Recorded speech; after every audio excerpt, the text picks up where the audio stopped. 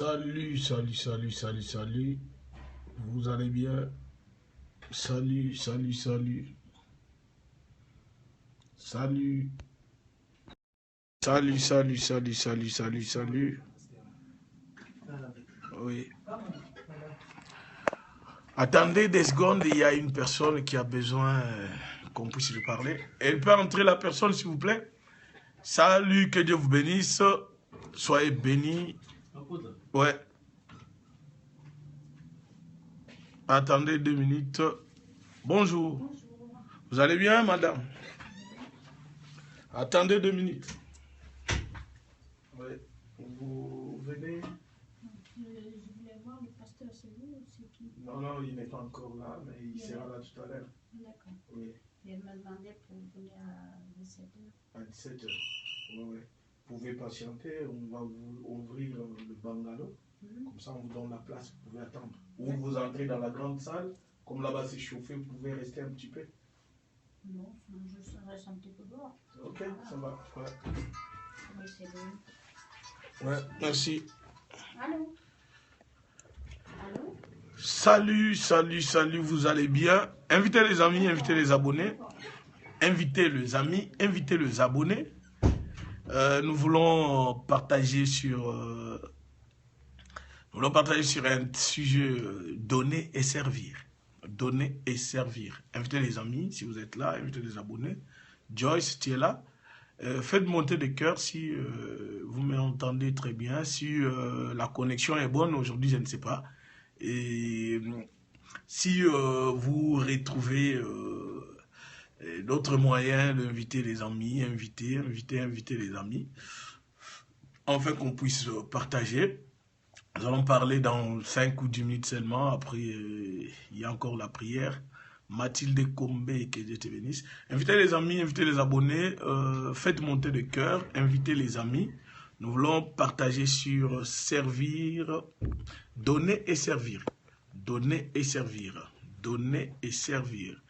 Si le son est bon, faites signe. Si la connexion est bonne, faites signe. Et comme ça, on peut avancer. Là, je vois qu'il y a 2 personnes pour l'instant. Invitez les amis. Faites-moi savoir si vous m'entendez bien, si vous allez bien. Invitez les amis. Nous allons parler sur donner et servir.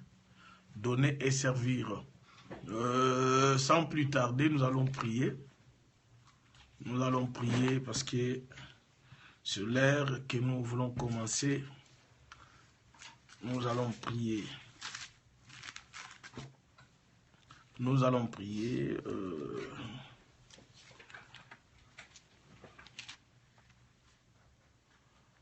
Ok, ça va, que Dieu te bénisse, pas de problème. On se voit bientôt, par la grâce de Dieu. Seigneur, nous te bénissons parce que tu es fidèle. Nous rendons ton nom grand parmi nous et nous te bénissons parce que tu es merveilleux. Nous recommandons ces moments à tes saintes mains, que la gloire de Dieu, la communion du Saint-Esprit soit avec nous. Père éternel, béni soit ton nom et accorde-nous encore l'opportunité de parler de ta part dans le nom de Jésus. Amen. Oui, invitez les amis, invitez les amis. Nous voulons essayer un peu de parler sur donner et servir. Donner et servir, ça peut aussi nous aider. La meilleure des choses, c'est que ce soir, tout un chacun puisse avoir quelque chose de très très spécial de la part de Dieu. Nous allons parler sur donner et servir. Donner, je ne parle pas d'autre chose. Hein. Je parlerai sur le donner, comment Christ s'est donné comme offrande. Et comment Christ fait de nous une vie de gloire. Et comment lui-même a accepté de se donner comme offrande. Et Ketiayav, Susanna Bonita. Oh, ça fait longtemps, c'est pas Hélène, c'est Hélène ou pas? Que Dieu te bénisse. Nous allons partager un peu dans le livre de Romains, chapitre 12, verset 1. Romains 12. Faites-moi savoir si le son est bon, si vous allez bien aussi. Là où vous êtes, si vous êtes en France, vous êtes hors de la France, vous êtes aux États-Unis, Canada, vous êtes, je ne sais pas, à Kinshasa, à Luanda, au Portugal, en Guadeloupe, au Brésil, en Guatemala, ou encore Singapour. Partout où vous pouvez vous retrouver, essayez de de nous écrire, nous faire signe si vous nous entendez bien. Et un bonjour, hein, ça passe très très bien. Et faites monter de cœur. Et si vous m'entendez très bien. Et nous continuons, Romains chapitre 12, verset 1. Et écrivez sur votre écran si vous êtes là. Et comme ça, on peut avancer. Romains 12, verset 1. Romains 12, verset 1. La Bible dit, je lis la parole de Dieu. Je vous exhorte donc, frères, par les compassions de Dieu, à offrir vos corps comme un sacrifice vivant, saint, agréable à Dieu, qui sera de votre part un culte raisonnable. Qui sera de votre part un culte raisonnable. Le Seigneur nous recommande de sacrifier notre corps, de donner notre corps comme un sacrifice vivant, saint, agréable à Dieu. C'est-à-dire notre corps doit être sacrifié, doit être donné à Jésus. On doit sacrifier notre vie, on doit sacrifier notre corps, on doit sacrifier tout ce qui est en nous en les offrant à Dieu pour dire que non, Seigneur, tu es saint et nous voulons aussi demeurer saints. C'est-à-dire ton corps, tu dois l'offrir, tu dois le donner comme une offrande agréable devant le Seigneur. C'est très très important. Et n'importe qui ne peut pas donner son corps à Jésus, mais celui qui donne son corps à Jésus, c'est la personne qui a compris que non, je suis appelé à sacrifier la chair, donner mon corps, donner mon être à Jésus. Et ton corps permettra enfin que tu puisses marcher selon la volonté divine. Est-ce qu'on se comprend? Je dois offrir mon corps comme un sacrifice vivant, saint et agréable à Dieu. Jésus a dit, il n'y a plus de bonheur qu'à donner, qu'en recevoir. C'est-à-dire, quand tu donnes, il y a le bonheur. Et quand tu reçois aussi, il y a aussi du bonheur. C'est le Seigneur lui-même qui parle dans le livre des Actes 20, 35. Il dit qu'il y a plus de bonheur à donner qu'à recevoir. Lorsque tu donnes ton corps comme un sacrifice, tu prives ton corps de tous les désirs de la chair, tu prives donc ton corps de tous les sentiments de ce monde, tu sacrifies ton corps pour le Seigneur ne manquera pas de te bénir. Amen. Et si ton corps a été sacrifié, si ton corps a été offert à Jésus, c'est alors que tu vas comprendre que non, les désirs de la chair ne peuvent pas dominer. Il y aura les désirs de l'esprit, il y aura les fruits de l'esprit qui vont monter en toi. Parce que tout ce que nous pouvons faire aujourd'hui, c'est accepter, admettre que non, notre corps est le temple du Saint-Esprit, qu'on doit faire des choses qui doivent plaire à Dieu, qu'on doit sacrifier notre corps, qu'on doit les sacrifier pour le Seigneur. Salut papa. Ouais. On doit sacrifier notre corps pour la gloire de Dieu et donner notre corps à l'Éternel, c'est-à-dire dominer les désirs de la chair, dominer les désirs de la chair, condamner les désirs de la chair, condamner la chair qui ne peut pas dominer en nous. Parce que notre corps est le temple de Dieu. Et si le Seigneur nous demande de sacrifier notre corps, c'est parce qu'il sait que non, au moyen de notre corps, si nous les donnons à l'Éternel, rien de mauvais ne peut nous arriver. Parce qu'un corps qui a été déjà sacrifié à Jésus, personne ne peut dominer ce corps-là, à part lui-même Jésus.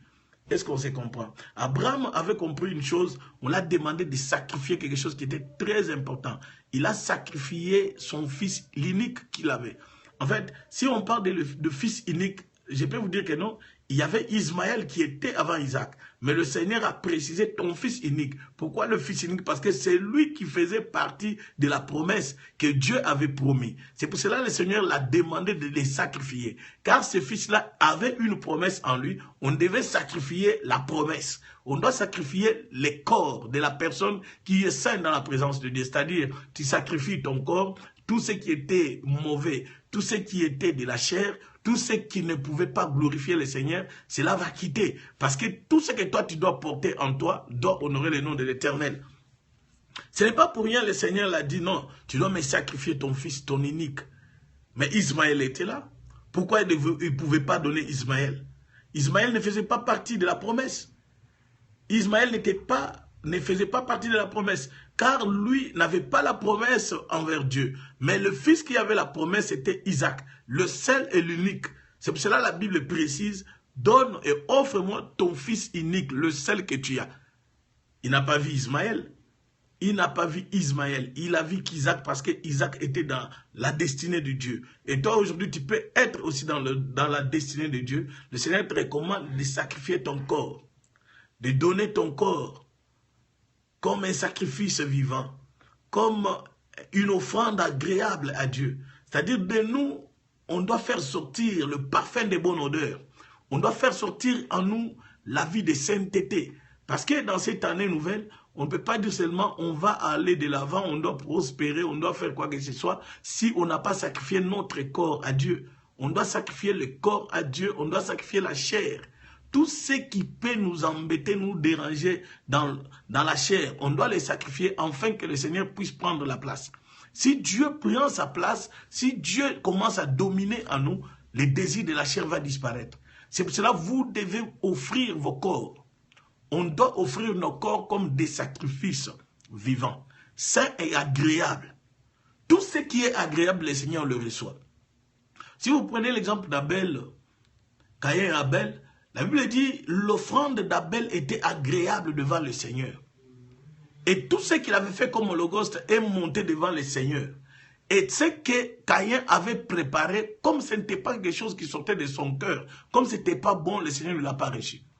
C'est-à-dire, nous, on doit donner et servir. On doit donner notre corps à Dieu. Et on doit servir notre corps pour le Seigneur. Notre corps n'est pas le temple du péché. Ton corps n'est pas le temple de péché. Ton corps n'est pas la résidence des démons. Ton corps n'est pas la résidence du diable. Ton corps n'est pas la résidence des maladies. Car si tu les sacrifies à Dieu, automatiquement le Seigneur prend compte que non, il y a quelqu'un qui m'a offert son corps, qui m'a donné son corps, parce qu'il a anéanti les désirs de la chair. Salut Rebecca Diba, que Dieu te bénisse. En fait, si nous arrivons à sacrifier les désirs de la chair, si nous arrivons à sacrifier tout ce qui possède notre vie, le Seigneur nous verra agréable devant lui. Si on n'est pas encore agréable, parce qu'en nous, on trouve encore, il y a des esprits qui dominent, il y a encore les démons qui dominent, il y a encore des calomnies qui dominent, il y a encore des impudicités qui dominent, il y a beaucoup de choses qui dominent dans notre corps. C'est pour cela qu'on doit se sacrifier. Amen. Sois béni. Il faut qu'on puisse se sacrifier, débarrasser de tout ce qui ne peut pas attirer la gloire de Dieu dans notre corps. Notre corps a été réservé uniquement pour le Seigneur. Notre corps a été uniquement réservé pour la gloire de Dieu. Si aujourd'hui notre corps, on ne les donne pas à l'Éternel, si on n'arrive pas à les sacrifier comme une offrande agréable, si on n'arrive pas à les sacrifier comme un sacrifice vivant, cela ne sert à rien. Parce que si tu arrives à sacrifier ton corps pour la gloire de Dieu, tu verras que non, tout ce que tu feras, même si l'ennemi vient, il ne te touchera pas. Parce que ton corps a été sacrifié pour la gloire d'un seul roi, pour la gloire d'un seul homme qui s'appelle Jésus. Aujourd'hui, si vous lisez bien dans la Bible, vous allez comprendre une chose. Dans le livre de Luc 21, versets 3 à 4, Jésus a utilisé une phrase. Jésus a aimé l'offrande des sacrifices de cette pauvre veuve. Cette pauvre veuve a donné l'offrande qui portait des douleurs. En elle, quand elle a offert, elle s'est sentie que non, tout ce que j'avais, je l'ai donné et je manque rien. C'est-à-dire, on peut parler de l'offrande en espèces, mais on parle de l'offrande du corps. Tu dois donner ton corps à Jésus. Là où tu te sentais que non, je suis en mesure de faire tout ce que je veux. Mais aujourd'hui, tu vois, tu te débarrasses de cela, tu réserves ton corps à l'Éternel. Tu vas voir que non, le Seigneur sera très content envers toi. Vous savez une chose, lorsqu'on prend la décision même d'abandonner l'alcool dans la vie, tu verras que non, il y a des tentations qui arrivent, besoin de prendre l'alcool, mais quand tu penses seulement à ce que Christ a fait à la croix, du coup tu abandonnes. Et ce genre de sacrifice-là, c'est ce que le Seigneur cherche. Tu étais peut-être faible lorsque tu vois peut-être une femme ou un homme, tu tombes directement. Mais le Seigneur, lorsqu'il voit maintenant, tu as fait des efforts, que non, tu n'es pas en mesure de tomber comme avant. Ah, le Seigneur se retrouve dans la joie, mais non, cet enfant, il mérite une protection. C'est-à-dire, Dieu nous aime et nous devons nous sacrifier. Dieu nous prouve son amour et nous devons nous donner. Dieu nous aime et nous devons nous sacrifier. Pour ce soir, je dois m'arrêter par là parce qu'on a besoin de moi. Et on a besoin de moi à côté par mon pasteur. Il a besoin qu'on puisse travailler. Et je vous reviens à bientôt par la grâce de Dieu. Que Dieu vous bénisse. Ne manquez pas de partager. Je pense que ça nous a pris peu de minutes vu qu'il y a un travail de délivrance qu'on doit faire là tout de suite. Je suis obligé d'arrêter et d'arrêter. Que Dieu vous bénisse. Soyez bénis et partagez.